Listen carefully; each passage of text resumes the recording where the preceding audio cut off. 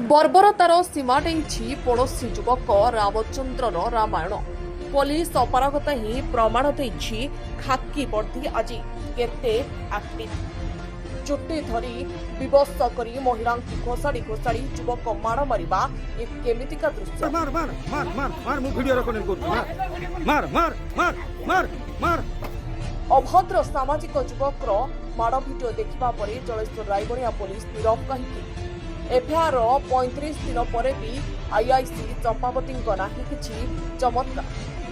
सामान्य पिला कलिर मामला जदि रायगणिया पुलिस को एते दिन तेबे हत्या और दुष्कर्म घटनार अभियुक्त को धरबा पाई लागे केते दिन। बालेश्वर जिला जलेश्वर रायगणिया थाना अधिकारी चंपावती अपारगता उपरि उठिछि प्रश्न। मामला रुजु करी अपराधकारी को घंट घोड़ाइछि पुलिस। रायगणिया गाँवर महिला टिक्की घोड़ाई को तांको पड़ोशी युवक रामचंद्र परिड़ा घोषाड़ी घोषाड़ी चुट्टी धरी तले पकाई माड़ मारिबा घटना रायगणिया थानारे होइथिला अभियोग।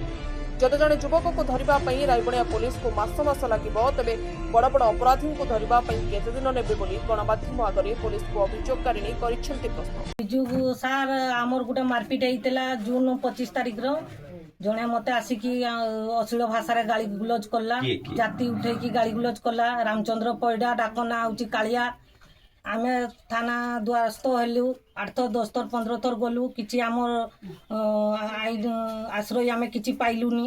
जेबे गलु मैडम कहले हां मिलिबो मिलिबो तुमको न्याय मिलिबो। हमको केबे सा न्याय मिलिबो केबे न्याय मिलिबो जदि आसामी अरेस्ट न होबो आमे धारणा दबा थानार थाना रे धारणा दबा नने आत्महत्या करबा थाना आग्र आत्महत्या करबा।